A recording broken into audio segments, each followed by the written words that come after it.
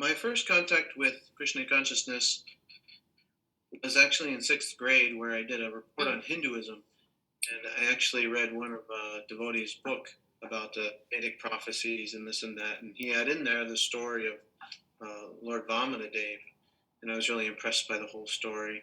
That was my very, very early on contact. But the contact that I had that when I joined was in Portland, Oregon, and I met a devotee, a brahmacharya in the street that was distributing books, and I got a Bhagavad Gita as it is, from him, and I had $3 left in my wallet, and I said, "That's all I got." And he almost didn't take it. I said, "Look, man, I'll read it, I promise." And he said, "Okay, okay." And he took the money, and I took the book, and I read Bhagavad Gita, and he also gave me a card to the temple. So I went to the temple on Thursday and heard a lecture, experienced the kirtan, had some prasadam for the first time. And when I came back on Sunday, I had been reading Bhagavad Gita, and then I moved in on the Monday, and I finished the Bhagavad Gita on the Monday, and the rest is living in the temple, pretty much. Then a couple weeks later, I started to do book distribution, and I did book distribution in various places for the next 6 years. Thank you. What about you, David? So I also had, my first contact was pretty young, because I was probably 7 years old, and this family moved across the street, and it turned out they were Hare Krishna devotees. So they had a little girl and a little boy, Radhika and Ramajan, and we would play, and they would take me to the temple and the festivals. And so I remember that as like a very strong impression, actually. Even when their moving truck pulled up, I remember that moment. And I remember coloring in their house, Krishna coloring books, like Vishnu, four-armed form. And so that left some impression. But then later in life, I came across, a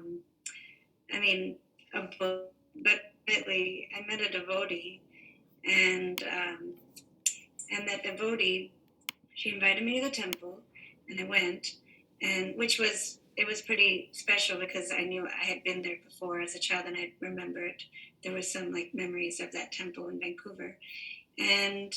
But then shortly after, she moved to Sharanagati, the community in BC, very beautiful community that is in British Columbia. And so she invited me there one weekend, and I drove up, and I remember that night she said, "Okay, I'm just going to be really quiet in the morning, but I'm going to be leaving at like 4 in the morning, 4:30, to go to a friend's house." And I said, "Well, what are you going to do?" And she said, "I'm going to go, meditate at my friend's house." I said, "Take me with you, because I want to go." So I went, and it happened to be Mangalarti at Mother Yamuna's and Dina Tarni's in Sharanagati.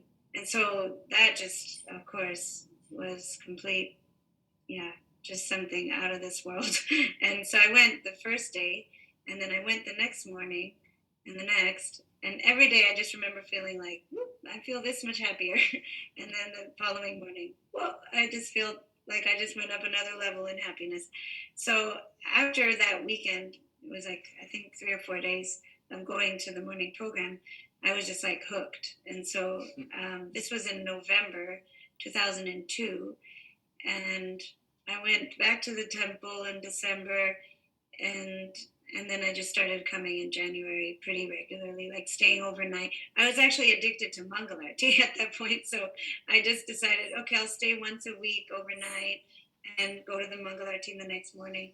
And then that morphed into like 2 days a week, 3 days a week, until I moved into the ashram within actually, I did that for quite a while, but only, that was in January. And then in March, my spiritual master, who's His Holiness Indradyumna she came to Vancouver, and that's when I met him, and kind of changed my commitment, just really deepened, I think, at that point.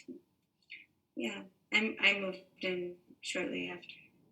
And then after I got initiated, like maybe a year and a half later, or a year, maybe 2 years later, I ended up going to Spain shortly after and spent a year in Spain and went on the Polish tour with him, and it was a very good experience. Yeah. Thank you. What an interesting story. So we are particularly intrigued by your topic that you chose. So we'll ask you to start talking about that. Will that be okay? Okay, I can do that. The reason I picked this topic is that it is, these are the components of good preaching, basically. That's what we're interested in. We're interested in making devotees. We're interested in bringing people to Krishna consciousness, to expand the movement, and also to help people become peaceful and happy in life. As we all know, that's kind of the point. So when you think about, let's see, how do I want to say this? So devotion, cooperation, and education. These concepts have to do with developing and maintaining relationships. Devotion is something for the Supreme Lord. Love and devotion, that's how we develop and maintain our relationship with God by worshiping the Supreme Soul, offering ourselves, our words, our mind, our deeds, our thoughts, and our heart ultimately to the Supreme Soul. And this cultivates and maintains our relationship. Cooperation is something for the devotees, or friendship among devotees. We make friends with them, we cooperate with them, and assist them in their devotion to the Supreme Soul. And by doing that, we maintain our spiritual and develop our spiritual relationship with the devotees. And then education, or being merciful to the innocent, people who are interested in Krishna consciousness and don't know any kind of like what's going on, they to help them, to raise them up, we need to give them education. And we in Krishna House we read the Lilamrita every day during lunchtime, and in there Prabhupada was very clear about his idea of what he wanted a temple to be. And he wanted a temple to be an education center.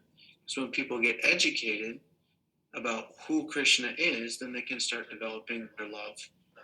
They can start developing their relationship with Krishna as well.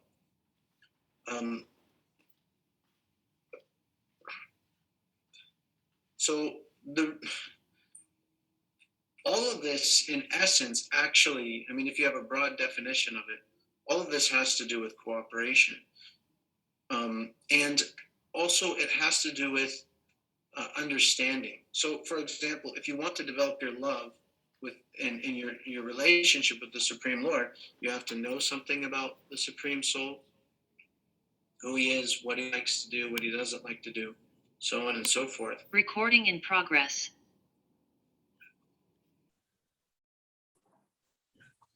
And then from that point, you have to then do those things that he wants you to do. In essence, you have to cooperate with what Krishna's desires are. And then when you cooperate with Krishna and his enjoyment, then we enjoy. This is how devotional service works. At the essence, a relationship is cooperation. But to develop that relationship and develop that cooperation, you have to know something about the person. So you know what they like, you know what they want. So you can then please them, so you can assist them. So the same thing applies, but in a little bit different way to the devotees. If you want to cooperate with the devotees, you have to know who they are, what their inspiration is in Krishna's service, because Krishna can be served in so many different ways. And then to actually develop a relationship with them, you have to assist them in their service somehow or other. And generally the idea is, devotees see each other as equal, so they become friends. Now, if you want to know what a devotee's inspiration is, if you want to know how to help them and assist them, you have to ask them good questions. Just like we ask the spiritual master questions, just like we have questions in our mind, we approach scripture by having good questions and asking good questions of people, of devotees. We can understand what their desires are, what their interest is, and then we can start to cooperate with them. This creates, and this develops and maintains relationships. And then lastly, the education component. To help people who are innocent and want to come to Krishna, we, if we ask them questions, where are they at? Where do they come from? Who are they? What their interests are? What do they hope to get out of Krishna consciousness? We can understand where people are coming from, and then we can deliver to them an understanding, or we can give them some knowledge about Krishna to the level that they're able to understand it. And in this way, you cooperate with people who are, below you or junior to you in the spiritual sense. People don't know as much about spiritual life as you might know, that you can be merciful to them and then raise them up into a higher standard of spiritual life. But this is all based off of this mentality of, I'm trying to understand where someone else is coming from so I can help them, and I come to their level as much as I can to assist them in their happiness.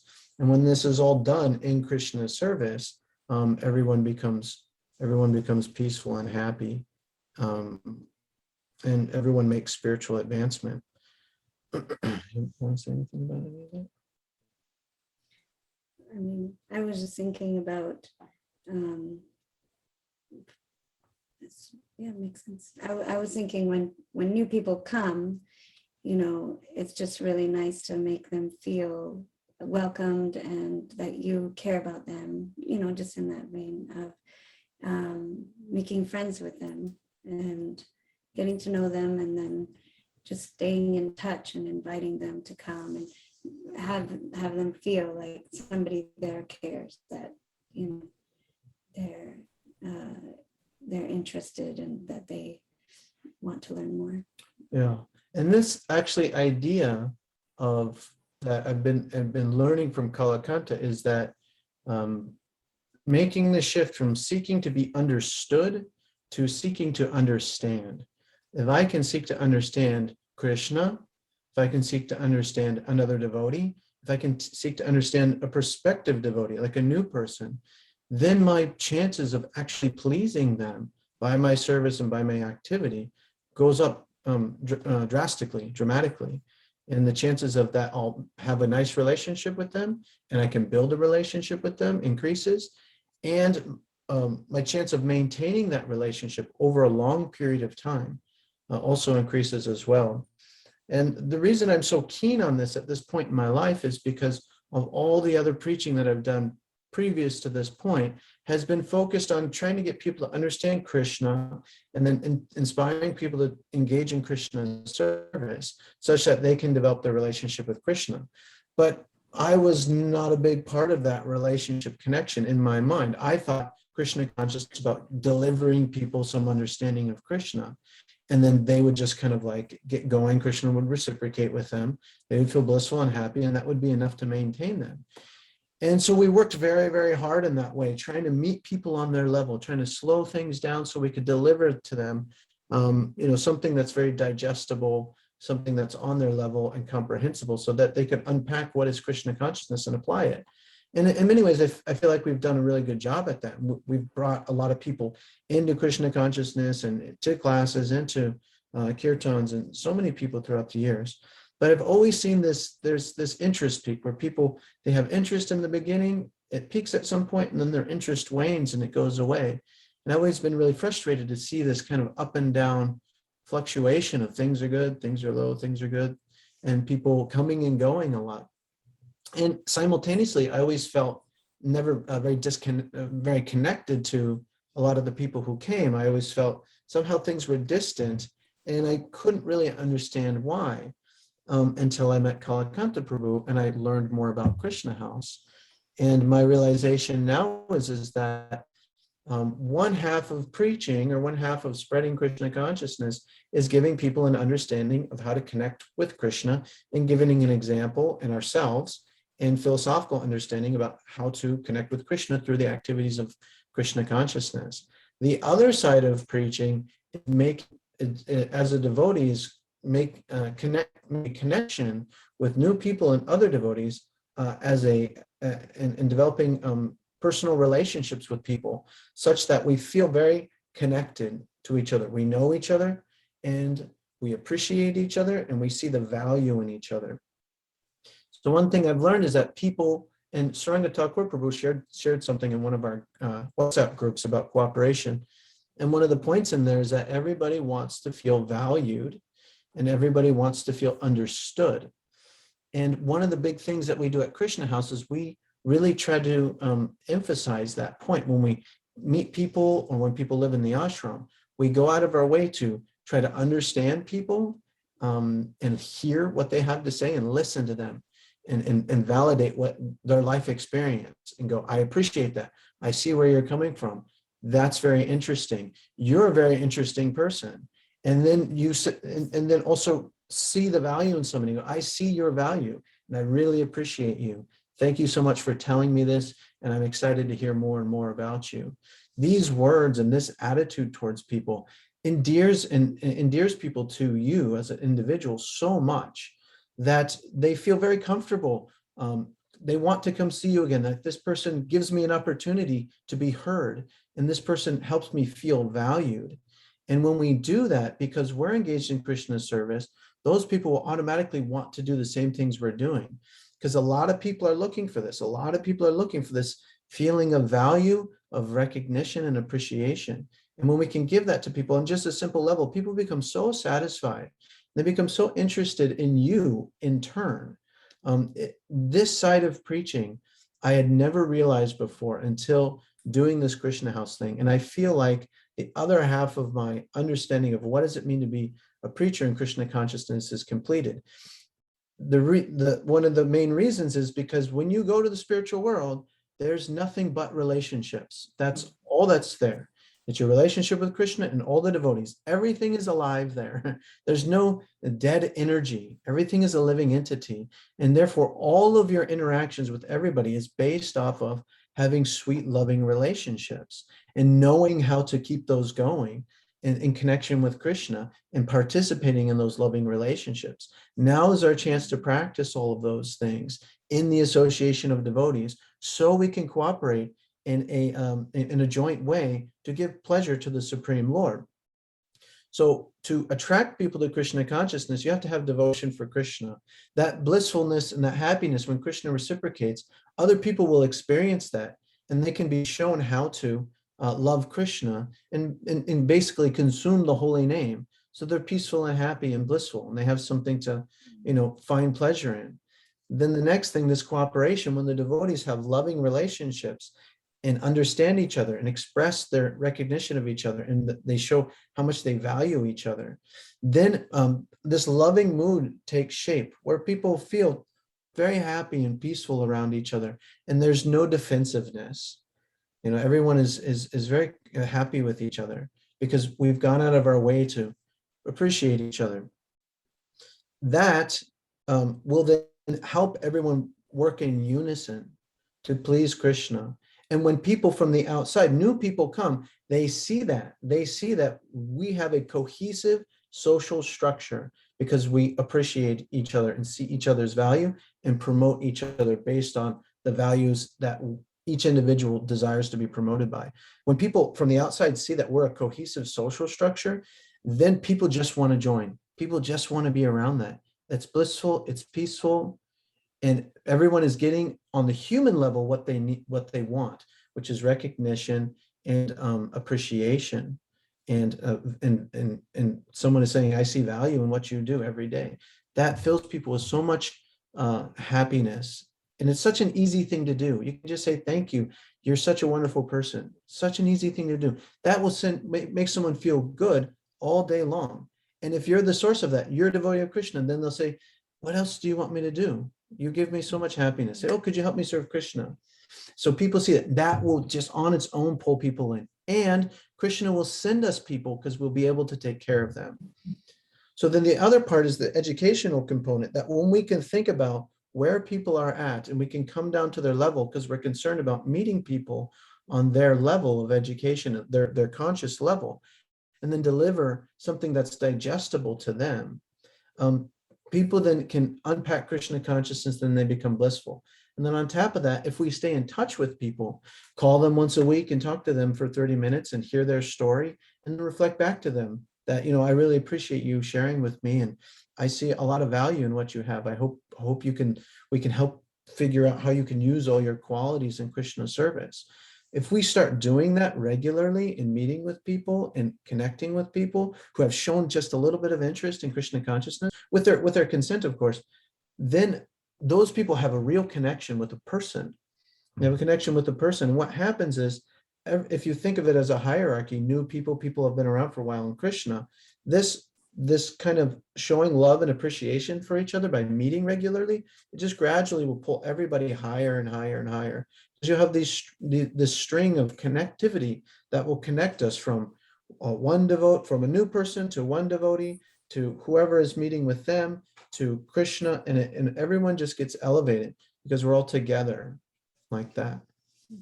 And so what we do in Krishna House, the way we make this manifest, is that my primary job as the director at Krishna House is actually to meet with every single student once a week for at least half an hour. That's my primary service. The goal is for me to thoroughly understand each student so I can then help them see themselves in Krishna consciousness, to see who they are currently, and then how they can be, how they for the long term can find a permanent service that they are passionately in love with to serve Krishna by. And then I try to make that a reality if I can. But and we work together like that. So by meeting once a week, I stay in touch with people. I learn more about them. They know that I care. They understand that I have their interest in mind. And whenever little difficulties come up, we can just make little adjustments before it becomes a big deal. And not only that, but the ashram leaders meet. The men's ashram leader meets with the men, and the women's ashram leader meets with the women. And then I meet with the ashram leaders and we discuss. And in this way, we're all connected. And whoever's in charge of the development and the direction of the whole Krishna House, we're very much in touch with each student and what they're feeling and what they need to be happy in Krishna consciousness. And when we do it right, everyone is peaceful and happy, and we have a very, very blissful and kind of carefree mood in Krishna House because everyone feels like they're taken care of. And I think Krishna sees that, and he's going to send us more people. And we already have more people that are interested in joining. So this is my, I feel like this is the other half of preaching that I never knew. And now it's become very clear to me. And I'm really new at it. I'm still developing it, but it's it really makes all the difference. And now I'm seeing people come in and they want to stay. They just want to stay. People don't want to leave. They want to stay because of that personal, that human touch. There's a human side of us that needs to be satisfied, and it doesn't actually take much. It's just, it doesn't take much. Then the Krishna side of it, Krishna is so wonderful. It's easy. If someone is sincere, Krishna always reciprocates. We just have to want to love him and chant with sincerity, and it's always blissful. Yeah. So I would like to make a comment that what you paraphrase as devotion, cooperation, and education is actually a definition of the Madhyam Adhikari, the second-class devotee. Yeah. You worship the Supreme Lord, you have friendship with the devotees, and you are merciful or educate those who are new. So you have just put it in a different tune, but that's what actually you're exemplifying. Yeah, just a little bit of a shift, and spread cooperation amongst all three to emphasize that, because it's so important. Everybody, every devotee knows. Thank you. Sudevi, would you like to add something before we come to a question? Sure.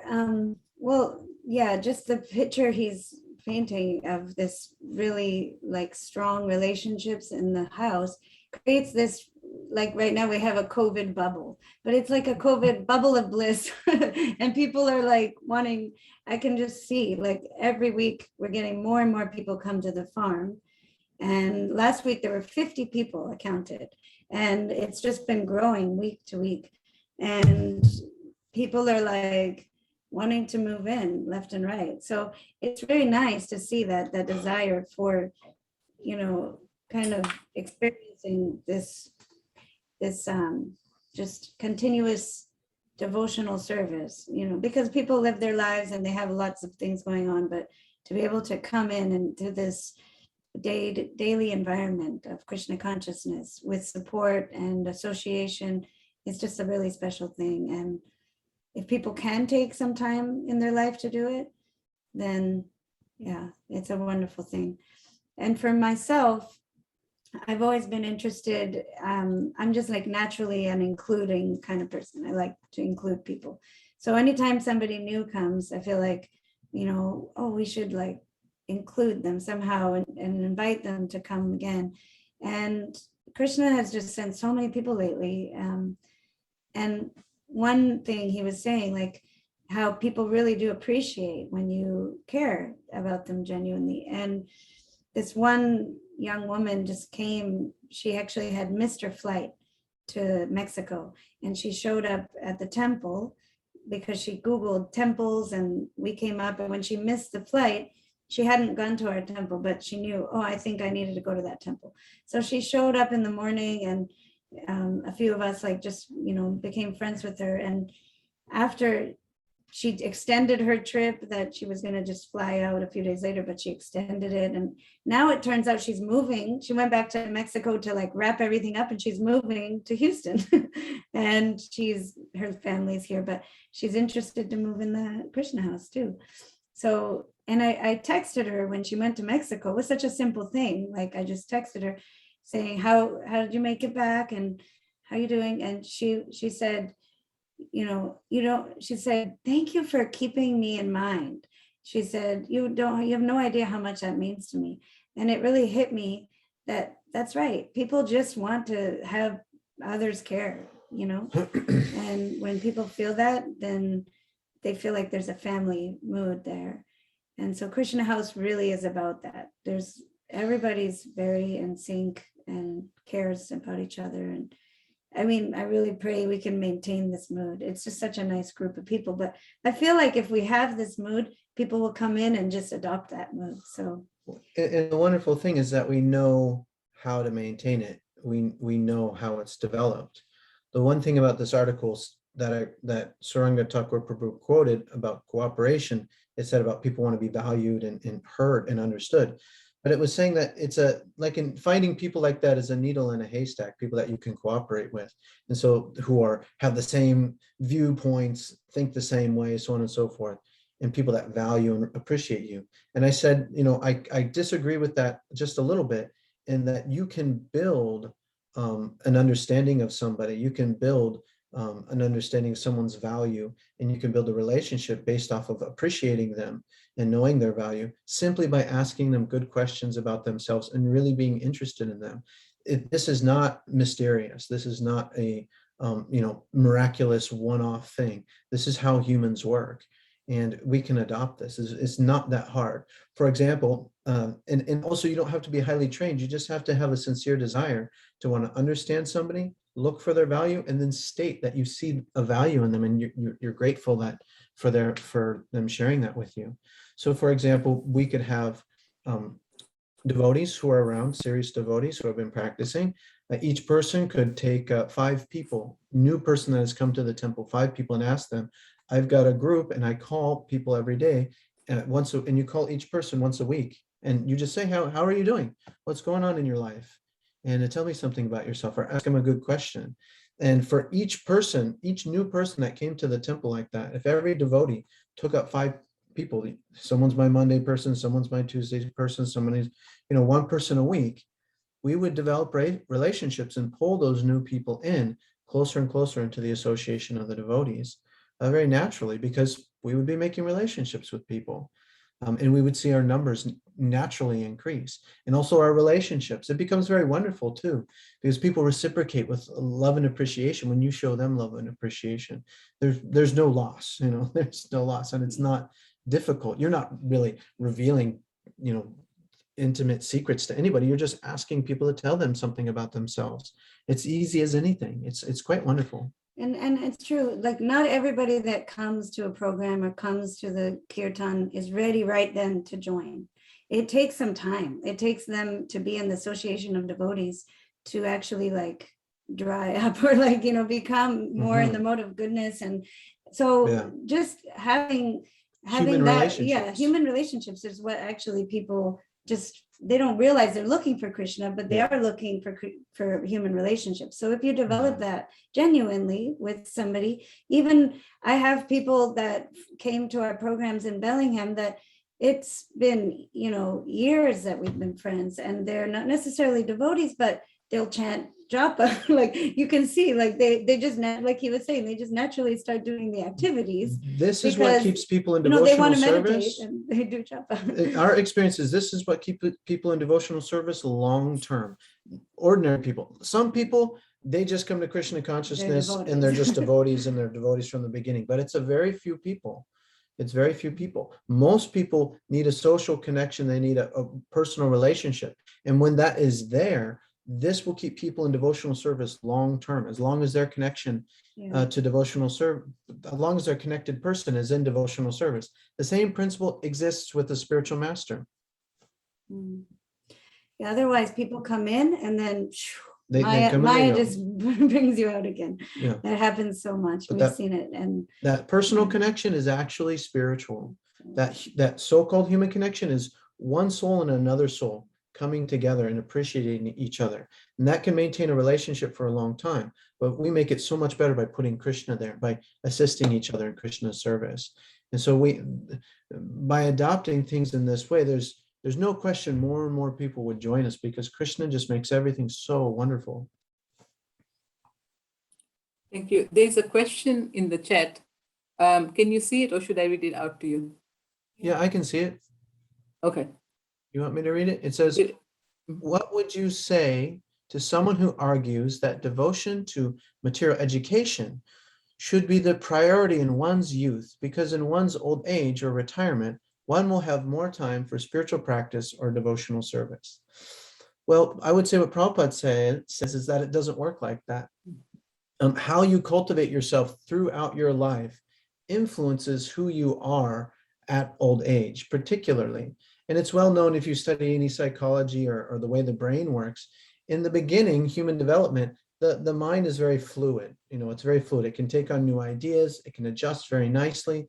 But then as time goes on, something about the neurons or the brain structure, it gradually starts to crystallize. It starts to harden up and we get set in our ways. So if one doesn't add a spiritual element and then maintain that spiritual element throughout their life, their chances of taking nicely to spiritual life at the end of their life is rather low. And so therefore, Srila Prabhupada always encouraged, just like Prahlad Maharaj has encouraged, people to take up Krishna consciousness as soon as possible, so that throughout one's life, they can have some idea of what spirituality is, and they can continue to maintain that and develop that, such that when old age does come, they can really dive into it because they have something that they can dive into.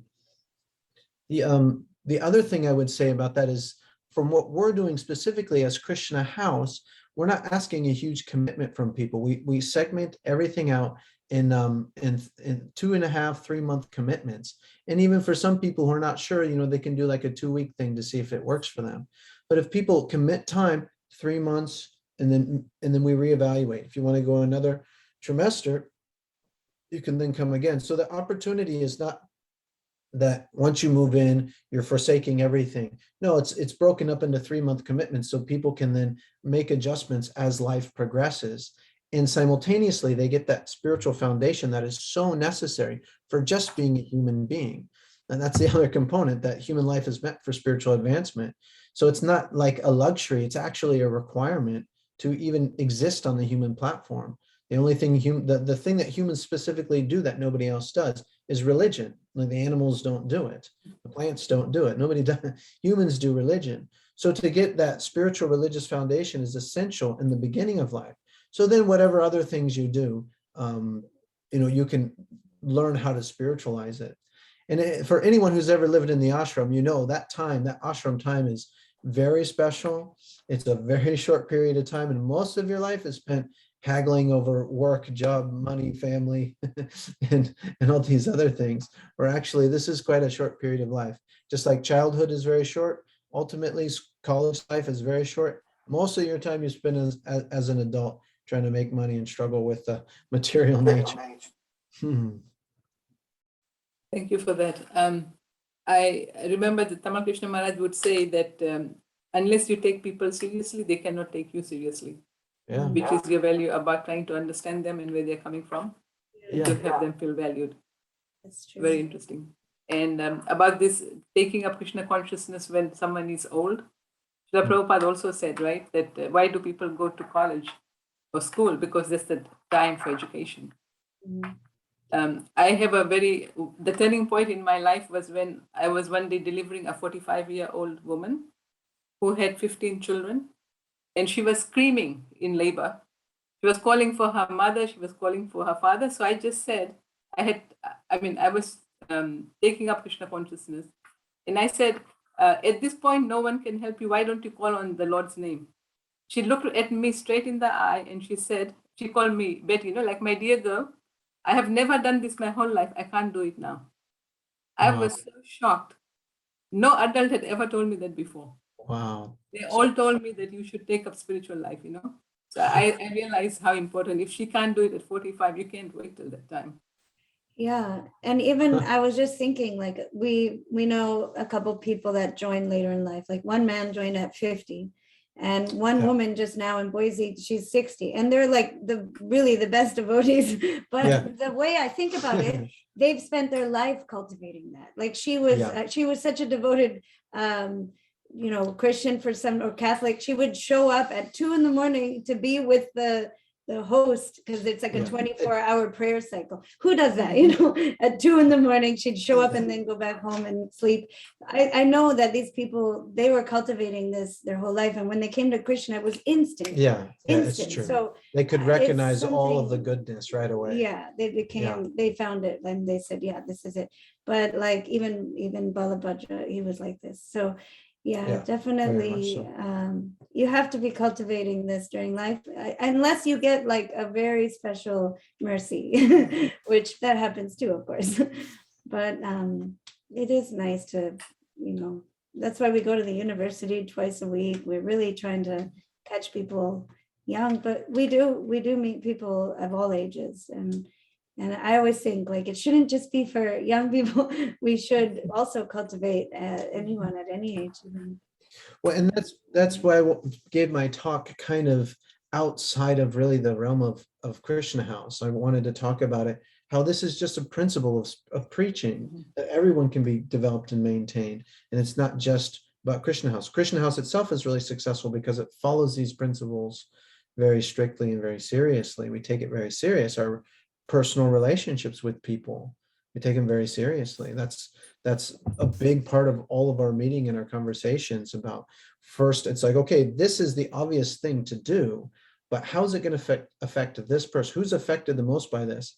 And then let's get their opinion before we make a change. Let's talk to them first. Let's see how it affects their emotions, and try to get them to a place where they're okay with it, or maybe we adjust what we're doing so that they feel fine with it, or maybe they just feel great and they just feel enlivened. But that's a big portion of how we make decisions in Krishna House, is how is this going to affect people emotionally? Because if we disturb people's emotions too much, they're not going to want to stay around. Simple as that. So we care about people's emotions, and we also care about people's practical engagement in Krishna service. And with that combination, we will maintain people for a very long time. Nice, thank you. There's another question which says, equality seems to be a part of Krishna House. Can you comment?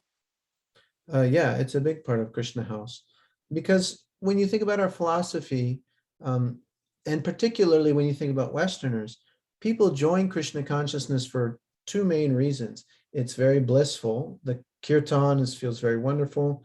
It is, the philosophy is really nice. It explains how we're not the body and that we're a soul, and therefore there's natural equality on the spiritual platform, and Americans are very, very interested in that. People in the West are very interested in equality, and to see equality on an absolute way, not in a relative way. And then people join because they have good relationships with people that love them and appreciate them and treat them with love and appreciation. So because this principle of equality is so prominent in the West, if we want to preach to Westerners, we have to give equal equal preference to men and women. And so in Krishna House, yeah, everyone gets there's no preference for men or women in any sort of service or any sort of spiritual activity. We do separate, the men live on one side and the women live on the other side for obvious reasons. But then beyond that, everyone is given an opportunity to lead. Everyone is given an opportunity to speak. Everyone is given an opportunity to play the instruments. We teach everyone equally because we're all spirit souls. We're not the body, we're a soul. And so if we animately preach that, we have to live by that.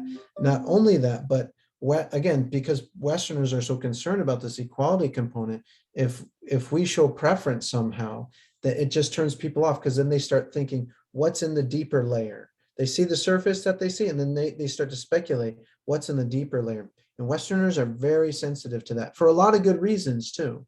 For a lot of good reasons. Yeah.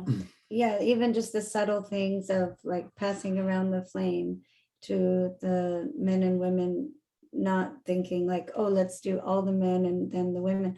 And I've noticed that, people are just adopting that now, and it's becoming more of a common thing in the temple, just in this temple anyway, that they'll go from the men or from the women to the men. It's just kind of more equal. And yeah, that's the Krishna House mood, is not to distinguish so much in these little things. Yes, we have to walk our talk. It's not just talk, And we don't want the Westerners to get hung up on these superficialities. The principle is how to get people to remember Krishna and somehow become absorbed in Krishna consciousness. And if they're Westerners, we know they'll become disturbed and hung up on these externals if we insist on maintaining these things, and they're ultimately not necessary for someone's spiritual life. Particularly when in Krishna House you have this family mood, like brothers and sisters serving side by side, like Srila Prabhupada had back in the 60s. That mood is there, so there's no real sexual tension at all. It's just we're brothers and sisters and we're cooperating with each other in Krishna consciousness. And so because there's regular interaction between both sides of the ashram, everyone is personalized for each other. Everyone has their likes, everyone has their dislikes, everyone has their different behaviors. It's not like we don't see each other as the object of the senses at all. We see each other as spirit souls because we interact with each other so much, because we know about each other's history, because we communicate, we have these personal relationships based off of serving and loving Krishna. Yeah, it's always like a spiritual engagement. We're doing Harinam together, distributing books, reading together, studying together. It just does feel like a family. Yeah, it becomes a family. And Sudevi and I are like the mom and dad. We're the mom and dad. It's very nice. And Brihad and Ali are like the older brothers, and everyone else is kind of like kids. Yeah. And it's very sweet. It's very sweet. It is. So if someone has any questions, you can raise your hand or just speak, or you can also type your question in the chat. Don't be shy. If you have any specific question as to how this is done or why this is done, or if you are a candidate for Krishna House, this is your time to ask. Yeah.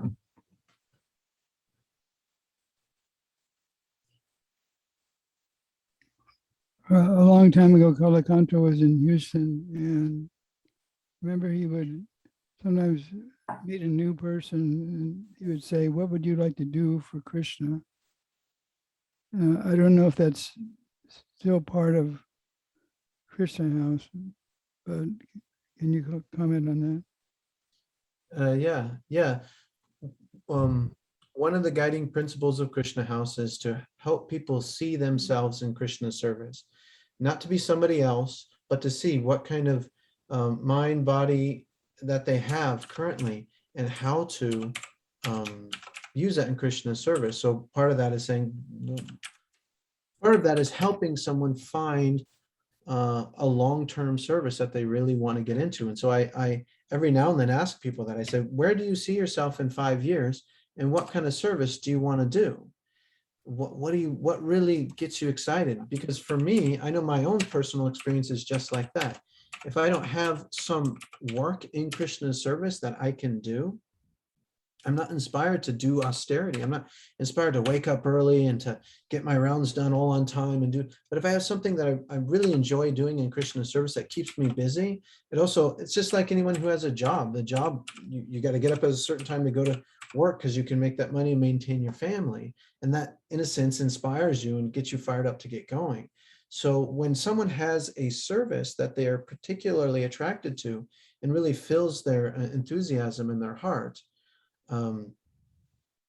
that will maintain their spiritual life for a long time. And that's up to them. That's up to them. And we try to figure out what that is.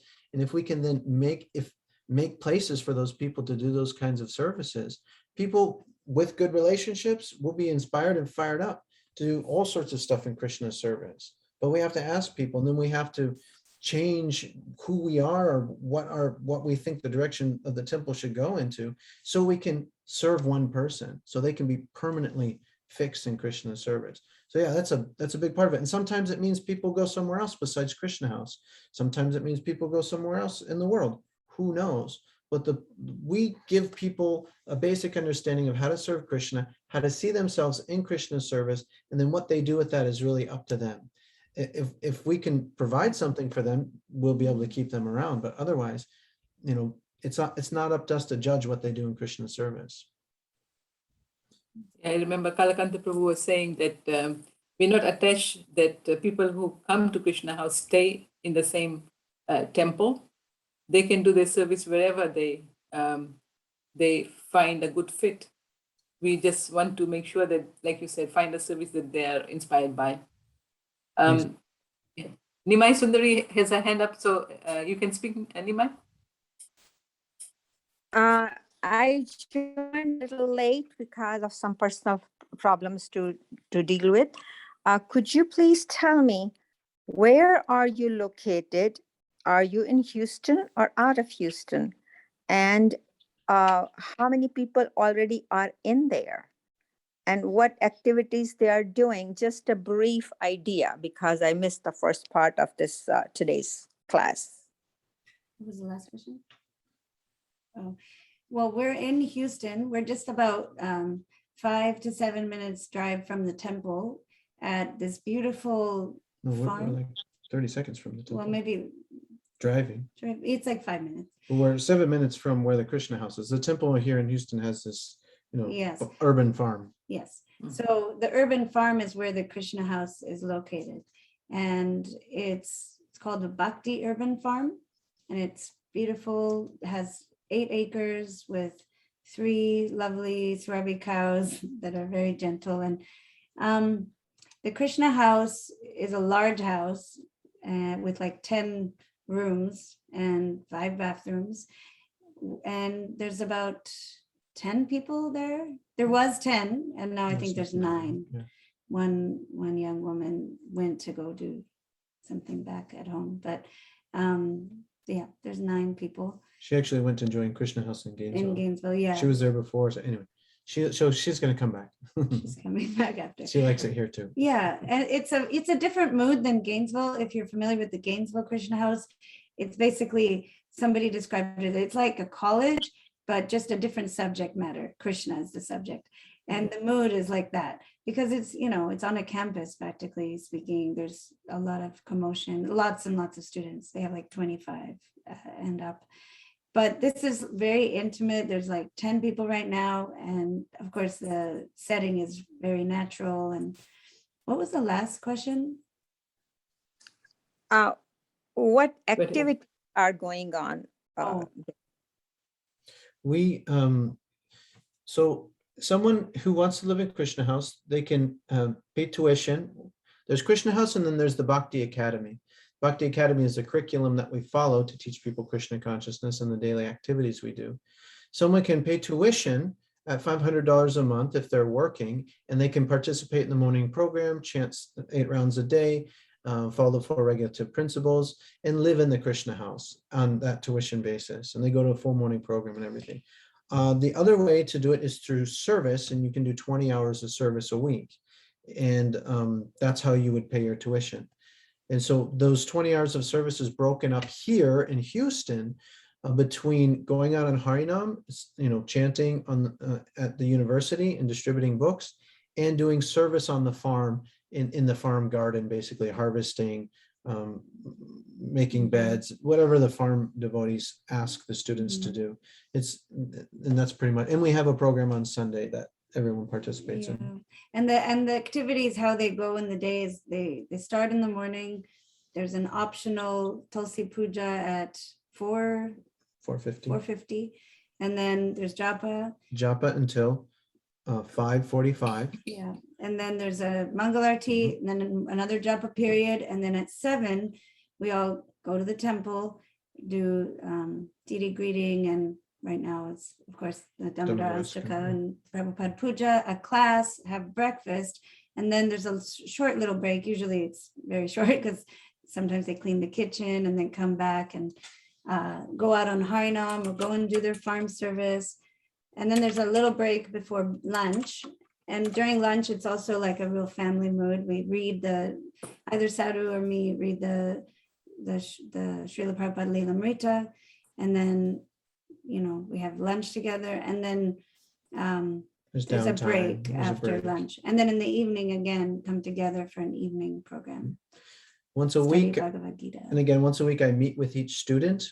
So, I have 10 meetings a week, basically, with everybody for 30 minutes. And the ashram leaders also meet with the students. And they also do cleaning around the house at different times, based off of whatever's good. On the weekends, sometimes we'll make trips to the park. We go to College Station.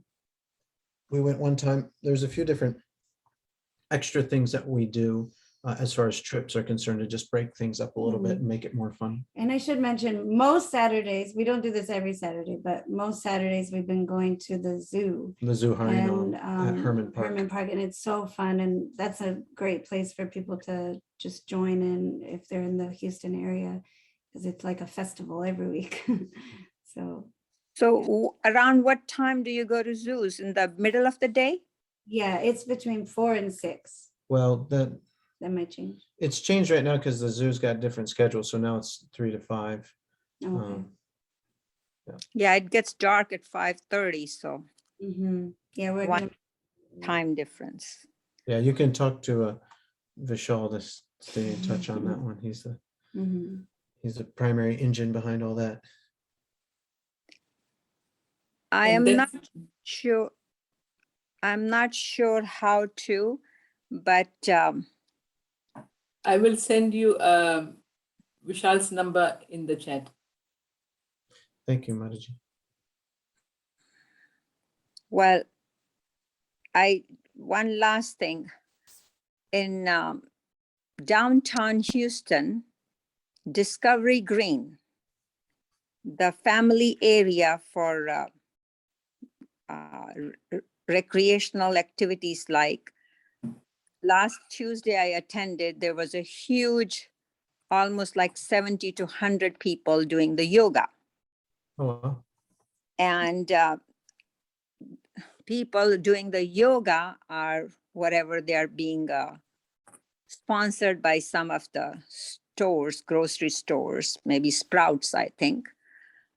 This is the first time I was exposed to, and I was so carried out with it. And oh my God, I thought about Krishna Kripa Prabhu. Can you think of a way to put your presence there by making a sandwich for them or just be part of there? Actually, my son dragged me there and I said, okay, I was imagining they are doing the yoga and I'll sit there and chant in one corner. Blessing for all of them. So these funny ideas came to me, and I'm presenting it to you just in case to expose you. That's another way. If you go to zoo, maybe this can be another channel to spread Krishna consciousness. Yeah, Houston's a huge city. There's a lot of different things going on in this city. And, we can have a presence at all of them if we have enough devotees.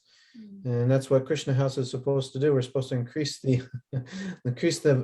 volume of devotees. And then when we have qualified, trained up, enthusiastic devotees, then it'll be very, very easy to have a presence everywhere. And this is how we started our preaching in Bellingham. We would go to wherever something kind of is already going on, some kind of spiritual thing is happening. So we used to go to kirtans at yoga studios. We call a yoga studio and say, do you guys have a kirtan time that you do things there? We'd like to just plug in and offer some kirtan. And oftentimes they're pretty receptive, and then we would go and we would just chant. And then people would be attracted, and we say, oh, and by the way, if you're interested, we do kirtan regularly at our temple here at another address. And then we would meet people like that. So it's a great way to meet people. And then you have a program, people come to the program. And then if we can really start developing relationships by having people plugged into a devotee that contacts them weekly, we're really going to find people and we're going to keep them because we make nice relationships with them.